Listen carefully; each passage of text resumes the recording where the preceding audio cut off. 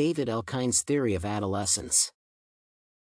Traditionally defined as adolescents' inability to draw the line between the actual idea that other people have of them and their interpretation of others' perception of them, adolescent egocentrism is a term coined by David Elkind. The phenomenon is quite common in most adolescent people. In fact, the specified stages of young people's development can be viewed as indispensable for personal progress. However, an unnecessarily long fixation on the specified stage of one's development may be viewed as a significant problem in the psychological growth of a person. A closer look at the subject matter will show that the need for an imaginary audience, as well as the personal fable, is quite obvious and understandable. Particularly, the creation of the latter allows for building an image of one's self, which an adolescent will, later on, view as a role model to comply with. Therefore, the design of the specified model will help a young people to believe in themselves and, thus, feel confident when communicating with their peers. In other words, the design of the personal fable creates premises for improving one's self-esteem and providing a foundation for the further development of a young person. The imaginary audience, which is another attribute of an adolescent's psychological struggle of fitting in, allows for gaining the appreciation that a youngster needs to retain the required amount of confidence required to communicate efficiently. Imaginary audience.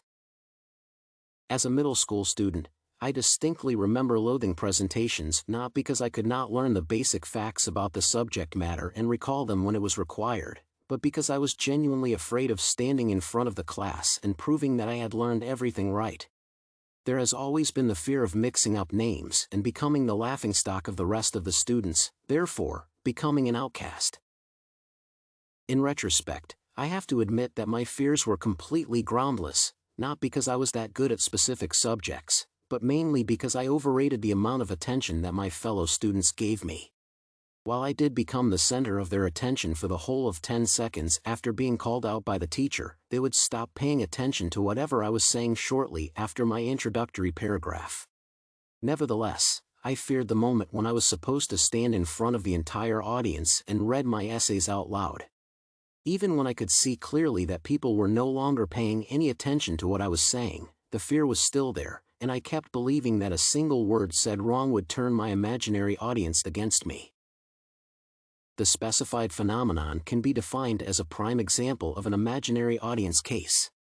However, it would be wrong to assume that the specified problem was an entirely negative factor. By analyzing it and defining the strategy that could help me fight my fears, I managed to design the approach that could give me confidence and help me speak in public without fearing negative feedback.